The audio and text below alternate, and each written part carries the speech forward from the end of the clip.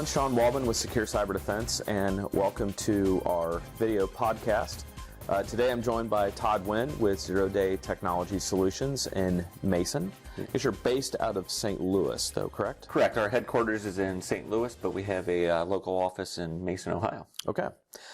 So Todd and I have known each other for a long time. We've kind of traded customer and vendor roles from time to time, and we've been partners for quite a while, our two companies.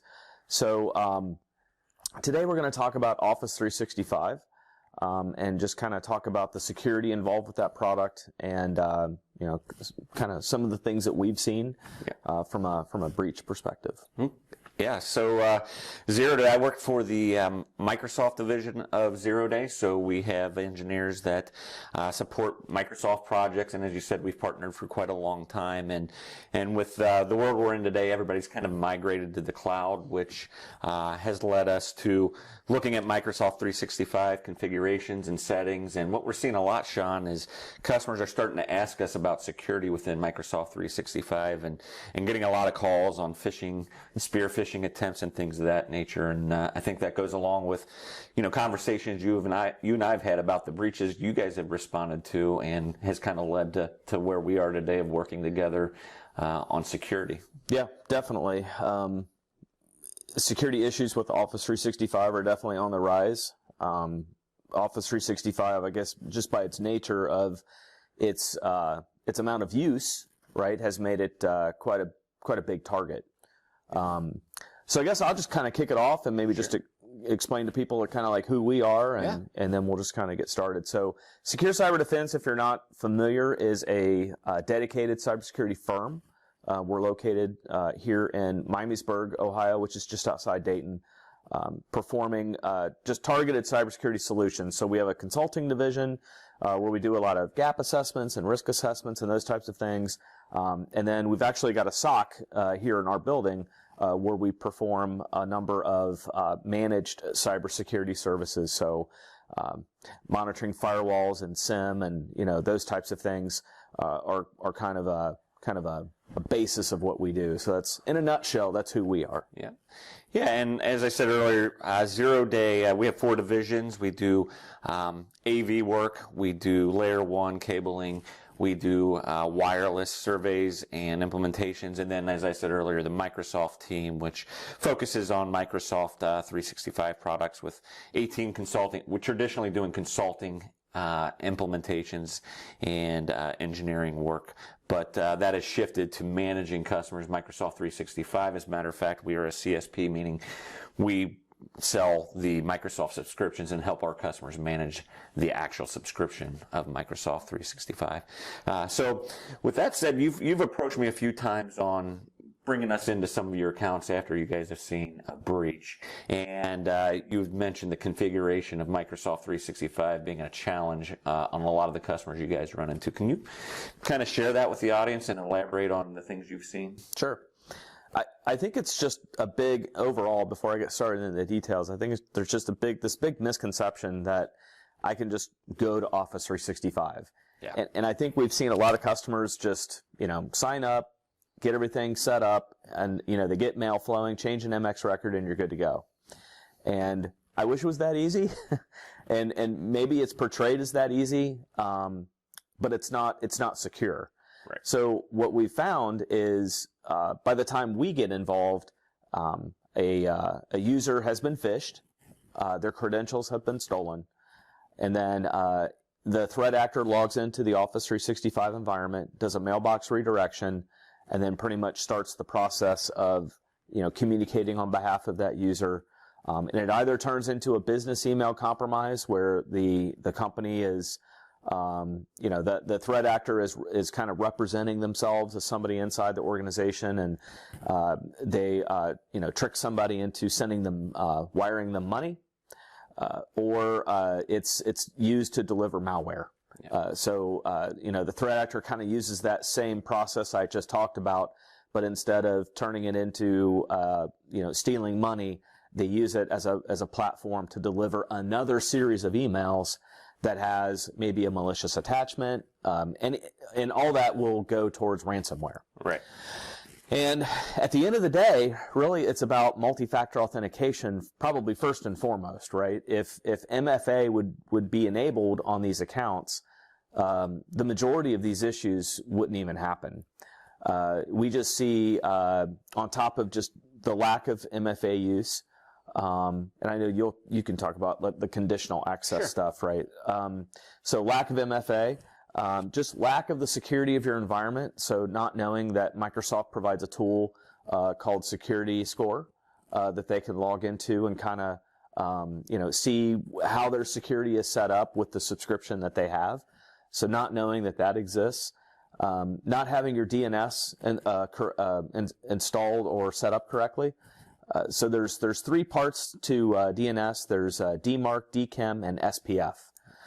So not having those 3 set up in a proper manner will lead to additional spam emails, which just kind of sets the whole thing into motion. So those are probably the top things that I think we see. Yeah, and it's interesting because all of those things are preventable, and actually you're able to configure them in the tenant of the Microsoft 365 environment. So there's over 40 security settings within the Microsoft 365 subscription, depending on what licensing level you have. Right. But as you said earlier, most IT professionals, when they move to the cloud, they just don't know.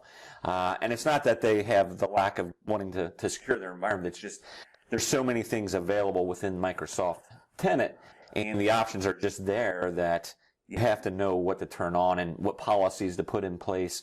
And not only that, but it's ever changing. So, it's an ongoing process, and it's just tough for IT professionals to manage with everything else they have going on. And so there's definitely some very basic things you can do. And when we go to do an assessment for a customer, you should just do an assessment based on the CIS standards of how you should configure your environment. But we've turned that into actually with our customers that we work with, we go ahead and turn on those most baseline features that they can, because that can take care of a lot of the DKIM and the DMARC and the things that you were talking about, which are included in very easy things to help reduce that attack surface. So just real quick, because you mentioned CIS, I just want to make sure everybody knows that CIS is the Center for Internet Security. It's a standards-based system that Secure Cyber Defense has adopted, and I know we've kind of passed that information to ZeroDay. So there's a set of standards that have been developed for what a secure Office 365 environment looks like. And the second thing, just before I forget, I think also the reason that Office 365 security is kind of this area that's not touched the way it should is I think it's fear. So I know we've seen clients also that they get in there and they see what features are available, but I think it's just intimidating. And they think they're going to break something or stop mail flow. And so I think they start stopping, right? Seeing that they can deploy a security control but not know what it does. Right. Yeah, and that's very common. It's like you said, that with the cloud, the good news is everything's there. Conditional access. There's a free version of that within Microsoft 365. And what is that? You just have to turn on the button, but it's a very limited. It's not conditional. It's multi-factor authentication, I should say, where it sets that everybody logs in the same way and has to use the Microsoft app as the secondary source. Well, different than conditional access, which takes a little more planning, but you can just turn that on. It's free. It's already included with your subscription. But as you said, people are afraid to do that. How does it affect legacy apps, or how are people going to log in? So it does help to have somebody who can spend the time to learn about those things and learn what they do, because what we see now is the shift to the cloud is pretty much on the other side, where there's probably more people in the cloud than not in the cloud. So now what we're seeing is it's becoming not so much wrench turning in traditional on-site Exchange servers. Right. It's more of managing policies. Well, really, there's 3 things we've identified. You have to configure the environment properly to begin with. Right. Then you have to go ahead and turn on the metrics for alerting and reporting within the Microsoft tenant. And then 3 is managing the policies and the user policies. And then that's just a big circle, because it's constantly changing over and over. So, So those are the big things we're seeing on how people can manage the environment and protect their users and their data and access to the applications. Okay. So, is there anything else that you guys see out there from cybersecurity that are baseline things that people could do to protect their environment? Yeah, the biggest movement, I know the White House kind of hit on it in their memo, right? So this is kind of like after the pipeline, the Colonial Pipeline thing, which was interesting. They just had the Senate or the hearings yesterday, where the CEO of the pipeline testified, which is an interesting video if you want to go look at it.